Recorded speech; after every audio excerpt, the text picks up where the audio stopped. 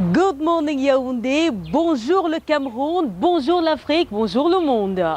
Aimables téléspectateurs, très heureuse de vous retrouver dans le cadre de cette nouvelle sortie de l'émission Téléjeunes.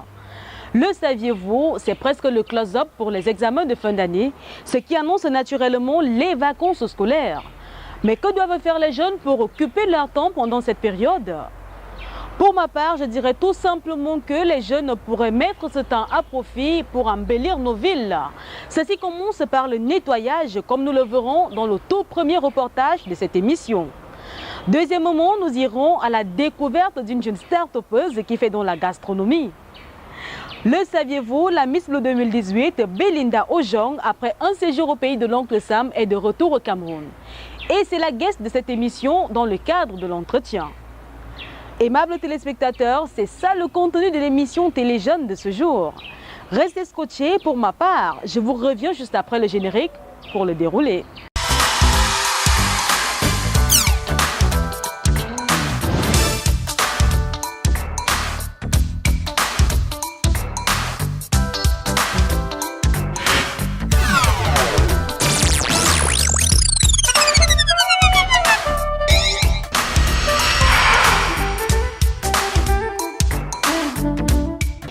Aimables téléspectateurs, une fois de plus, bonjour. Qui doit nettoyer les rues que nous salissons quotidiennement par nos faits et gestes? Qui doit détruire les ordures ménagères que nous produisons si ce n'est nous-mêmes? Heureusement, les populations, sous l'impulsion des mairies et de certaines ONG, à l'instar d'Ira Cameroun, ont commencé par le comprendre.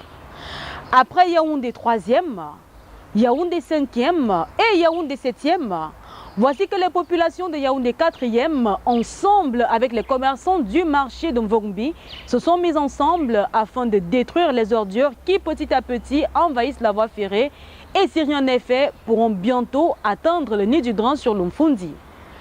Notre reporter Josiane Choumi, que nous appelons désormais Madame Propre, y était. Voici son récit. Et il va sans dire que si vous n'avez pas vu notre reporter Josiane Choumi à l'œuvre sur ces images, c'est tout simplement à cause de son état de santé qui ce jour-là était précaire. Il faut dire que c'est de son lit d'hôpital que Madame Propre est partie pour faire ce reportage. Chers amis jeunes, ce sont les vacances. Levons-nous comme un seul homme pour nettoyer nos quartiers, ne serait-ce qu'une fois par semaine.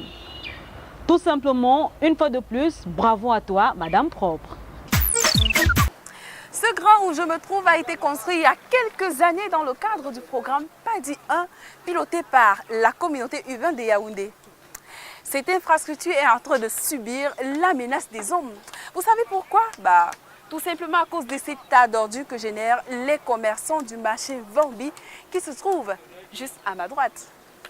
Et si rien n'est fait, ces ordures vont se trouver ou alors se retrouver dans les eaux de ce grand. Marché Vambi. Mardi 5 juin 2018.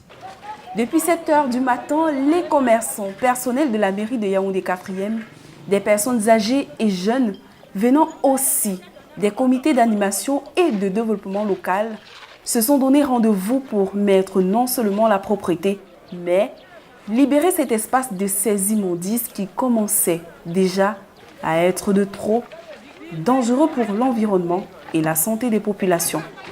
Nous avons créé l'hygiène et salubrité dans Yaoundé 4e et nous avons déploré aux autorités que nous sommes incapables de dégager le pont qui divise les rails et les riverains de Mvoratenambala.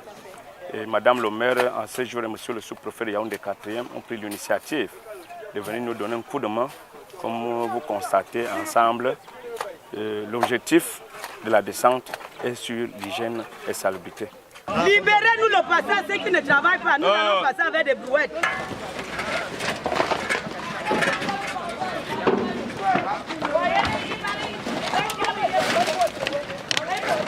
Même la voie ferrée est menacée, on dirait des rails abandonnés.